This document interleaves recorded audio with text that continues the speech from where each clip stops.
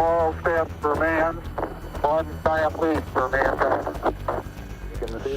Un petit pas pour l'homme, un pas de géant pour l'humanité, c'est sans doute l'une des phrases les plus célèbres de l'histoire humaine. Une phrase prononcée il y a 50 ans, le 20 juillet 1969, Neil Armstrong arrivait au bas de l'échelle du module lunaire et un instant plus tard, l'homme avait marché sur la Lune. Une incroyable aventure qui avait commencé 8 ans plus tôt, 8 ans seulement, avec un discours du 35e président des États-Unis, John Fitzgerald Kennedy. But why, some say, the moon? Why choose this as our goal? And they may well ask, why climb the highest mountain? We choose to go to the moon. We choose to go to the moon.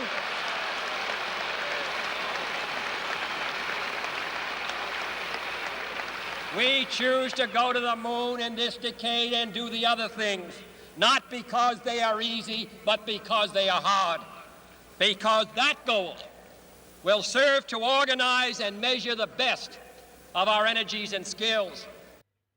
Le choix de la Lune, un choix très politique et stratégique en pleine guerre froide face au succès remporté par les Soviétiques dans la conquête de l'espace. Le programme Apollo va se dérouler à marche forcée, émaillé de drames, comme la mort des 3 membres d'équipage d'Apollo 1 qui ont péri brûlés vifs dans leur capsule sans même avoir quitté le sol. Un coût exorbitant aussi, que l'on estime aujourd'hui à 237 milliards de dollars, mais une victoire politique, scientifique et historique éclatante. Le 20 juillet 1969, 600 millions de téléspectateurs, soit 1/5 de la population mondiale de l'époque, assistent en direct à la télévision au premier pas de Neil Armstrong. Cette aventure lunaire a fait rêver des générations et elle continue de faire rêver. La NASA vient de lancer le programme Artemis qui doit ramener des astronautes américains sur la Lune d'ici 2024. Nos reporters sont partis à la rencontre de ceux qui ont vécu l'aventure lunaire il y a un demi-siècle et de ceux qui préparent la prochaine étape. Billet retour sur la Lune, c'est un reportage de Sylvain Rousseau, James André et Sylvie Rodman.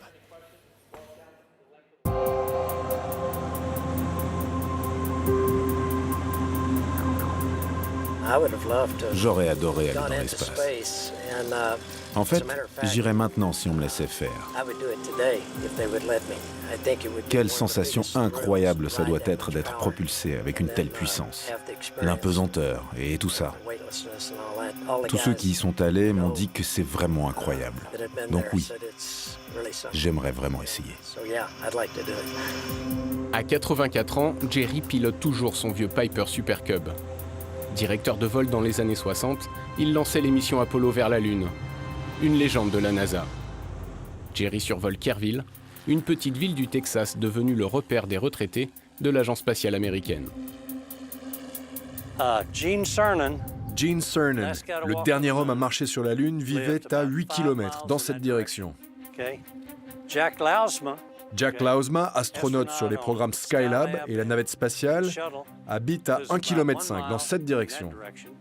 Jerry Griffin, directeur de vol, vit à 15 km dans cette direction.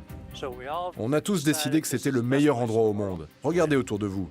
Vous ne pouvez pas me dire le contraire. À la même époque, alors jeune ingénieur, Tom Moser hérite d'une mission top secrète. 2 semaines avant le décollage d'Apollo 11.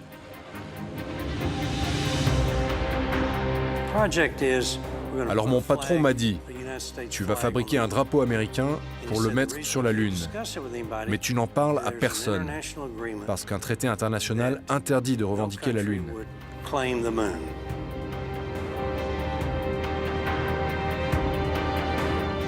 Aujourd'hui, Jerry et Tom se rencontrent à l'aérodrome, leur quartier général. Ils retrouvent Jack Lausma, un ancien astronaute. L'annulation d'Apollo 20 l'empêchera de poser le pied sur la Lune.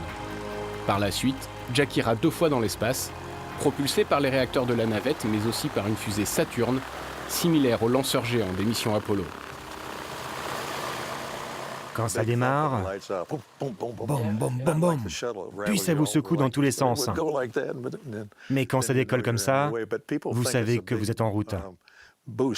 Les gens pensent que c'est une grosse accélération quand vous décollez, mais non. Ça part lentement, progressivement, jusqu'à 4G. Ouais, presque confortable. Hein. C'était une sensation extraordinaire. Les gens me demandent si je préférais refaire un tour en navette ou avec la fusée. Je leur réponds que je choisirais la fusée. C'était plus spectaculaire. Ils appelaient pour nous dire « on est en orbite ». C'était un énorme soulagement, pour moi en tout cas. Dans le lanceur, vous étiez assis sur un tas de problèmes potentiels si ça tournait mal. Heureusement, tout s'est bien passé. Il faut bien se rappeler que lorsque le président Kennedy dit « envoyons un homme sur la Lune », on n'a pas encore réellement mis d'hommes dans l'espace. Nous ignorions beaucoup de choses. Il a fallu tout développer, aussi bien à bord qu'au sol, sur les commandes, le contrôle, la navigation. C'était une multitude de défis gigantesques. On était trop jeunes pour savoir que c'était impossible, alors on l'a fait. Apollo 11 était une mission très propre. Il y a eu très peu de problèmes. Le plus émouvant, c'est probablement à 25 mètres, quand Buzz Aldrin a dit « nous ramassons de la poussière ». Ça m'a donné la chair de poule, même encore maintenant.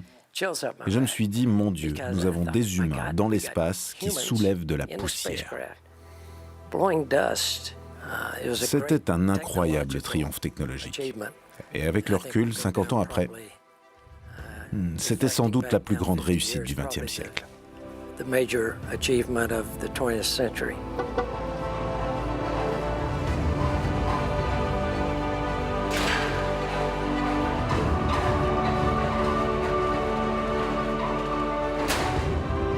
Un demi-siècle plus tard, la conquête spatiale fascine toujours autant. À Cap Canaveral, en Floride, chaque lancement attire les foules.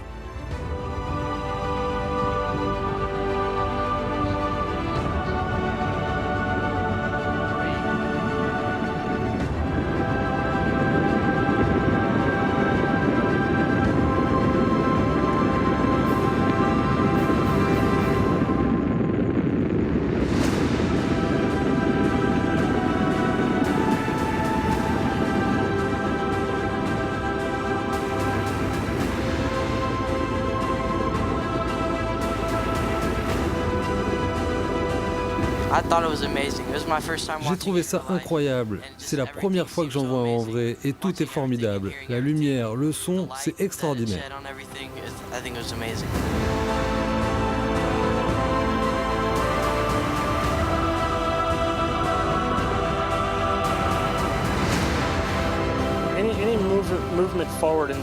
Chaque avancée dans le programme spatial est une bonne chose pour l'humanité. Les expériences qu'ils peuvent faire, explorer la Lune, Mars, peu importe, allons-y.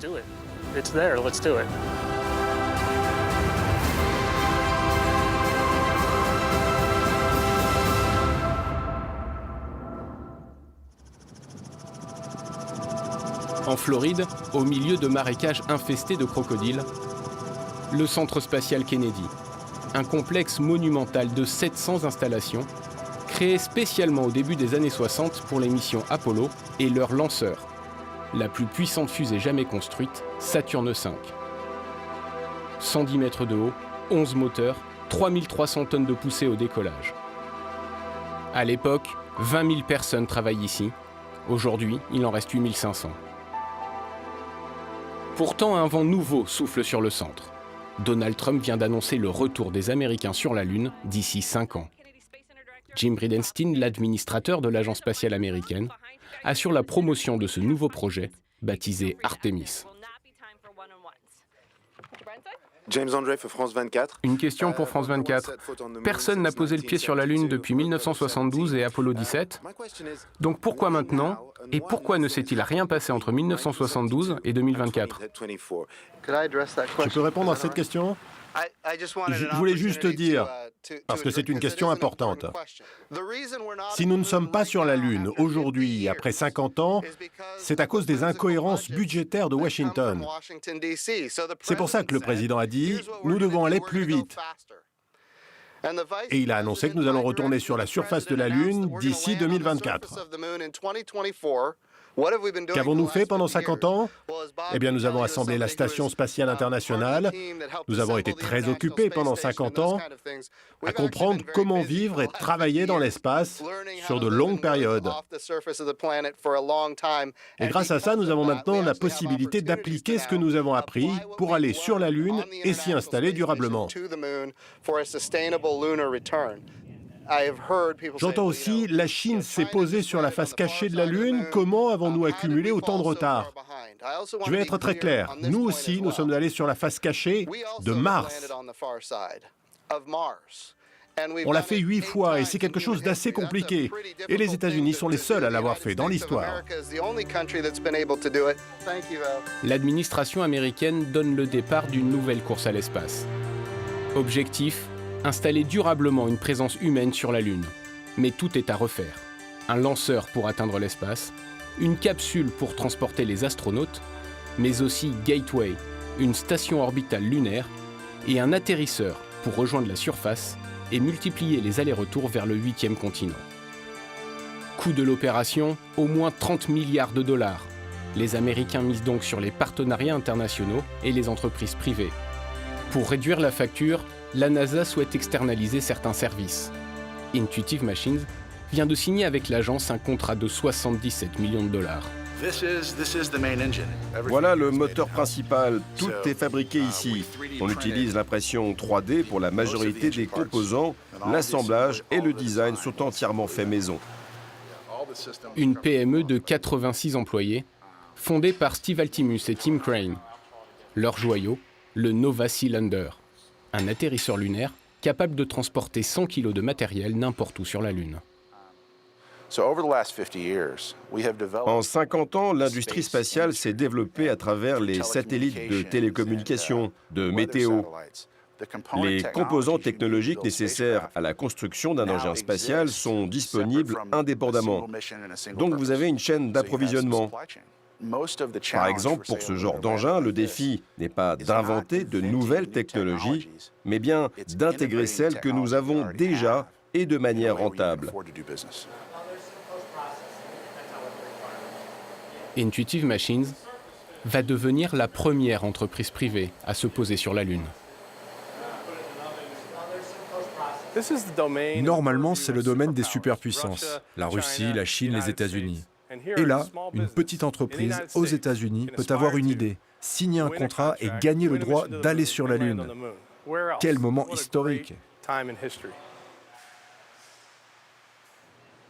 Si vous construisez un vaisseau spatial pour atterrir sur la Lune, c'est une réussite qui vous suivra toute votre vie, qui traversera les générations. C'est très stimulant. Imaginez plus tard pouvoir dire à vos petits-enfants qui regardent la Lune qu'il y a là-haut quelque chose que vous avez construit. Premier alunissage, prévu en juillet 2021. Désormais, toutes les grandes nations regardent à nouveau vers l'espace. Il y a 10 ans, une sonde indienne découvre que les pôles lunaires abritent des centaines de millions de tonnes de glace, de l'hydrogène et de l'oxygène, le carburant des fusées, et la possibilité à terme de décoller de la Lune pour rejoindre Mars. Au cœur de l'Utah, la Mars Society utilise la ressemblance du désert avec la planète rouge pour ses expériences. Chaque année, elle organise un concours de rovers universitaires. «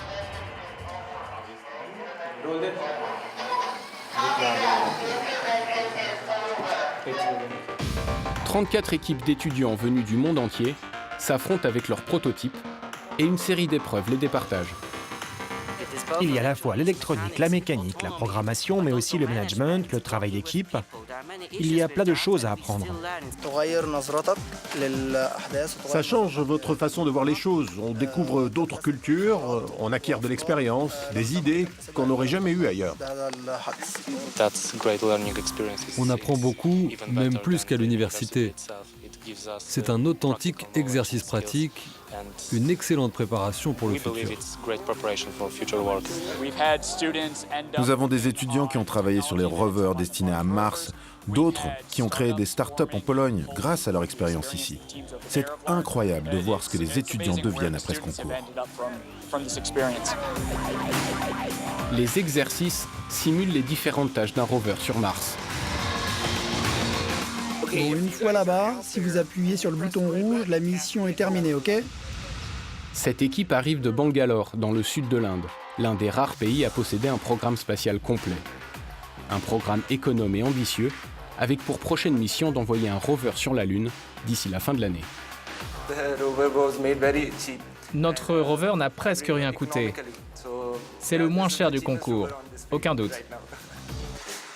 Et combien il a coûté ? Entre 800 et 1000 $.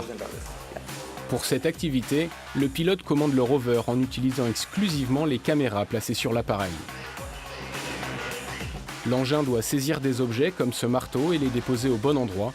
Les clés du succès, motricité, localisation, transmission et travail d'équipe. C'est bon pour la deuxième étape. Vous avez 20 minutes de plus. Peu d'équipes accèdent à la deuxième phase et le terrain accidenté finit par piéger le rover indien.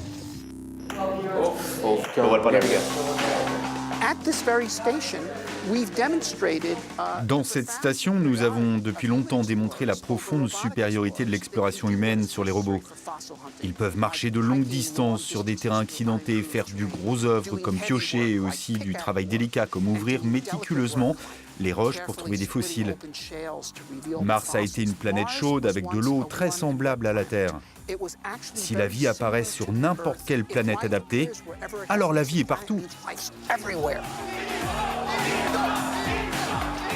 Le premier pas de Neil Armstrong sur la Lune marque un tournant dans la guerre froide. 50 ans après, la conquête spatiale reste un symbole de puissance et d'influence, et les États-Unis veulent conserver leur place dominante. Pour la génération Artemis, une nouvelle course commence avec pour ligne d'arrivée Mars, la planète rouge. Et voilà donc pour ce reportage, l'œil fixé sur la Lune, un reportage que vous pouvez retrouver bien sûr sur france24.com. Je vous dis à très vite pour un nouveau numéro de Billets Retour.